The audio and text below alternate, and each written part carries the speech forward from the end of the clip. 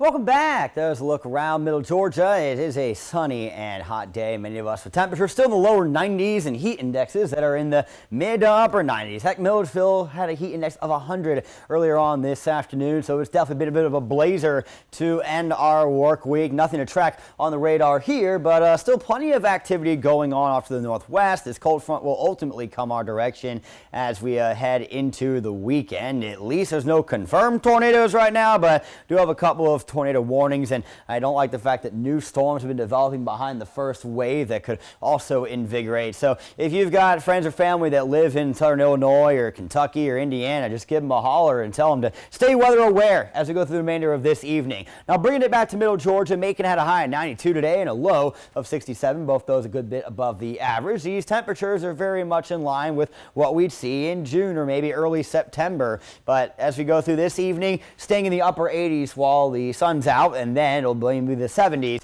as we go through the overnight hours, getting eventually down to the upper 60s. That'll be all. 69 for our low. Wind out of the southwest, gusting to 20 miles per hour, so a little breezy. I don't think we'll be seeing any fog as a result of the stronger winds, so I can't 100% guarantee you won't see any, but the odds will be against it. Also, if you're spending time outdoors during the evening hours now, it's like this last weekend when all that rain came through during Mother's Day.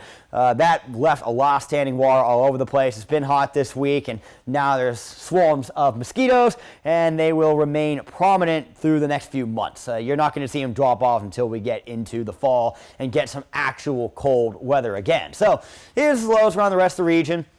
Upper 60s, lower 70s, which as mentioned a couple times are similar to what we see in June and September. We do have a level 1 threat for tomorrow as well as Sunday. It includes the entirety of the region as that front will come in and end up stalling out some, more to the north this time than last week, meaning it will stay hotter as we go through the weekend. Notice the cloud cover filling in as we go through the overnight hours. I also went ahead and switched over to the wind gusts because we are going to see those pushing 15-20 miles per hour through the overnight hours into tomorrow. Perhaps our northernmost counties could have some showers around sunrise, but there shouldn't be any rain overnight tonight. And no, that's not what the level 1 is for. It's for these isolated storms that we see popping up as we go through the late afternoon and the evening. A few of them could linger into the overnight hours. Notice how that wind calms down substantially as we go through tomorrow night. A lot of those gusts are in that 5 to 10 mile per hour range, so there could be fog tomorrow night, but probably too much wind tonight. And then as for Sunday, I think our rain chances may actually be a little more widespread Sunday than tomorrow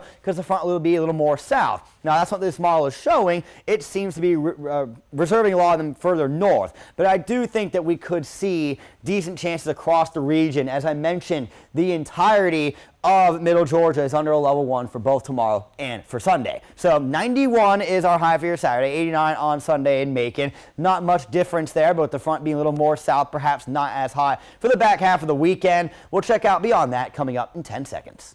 Your 4-1 NBC AccuWeather 7-day forecast is brought to you by Volume Chevrolet. So got some isolated scattered storm chances the next 2 days. Got both tagged at 50%, but I do think the odds are a little better on Sunday. We'll keep it hot in the star next week, and then a midweek cold front could bring in better rain chances. Also not stall out, but actually come through and ultimately drop temperatures a bit ahead of the following weekend.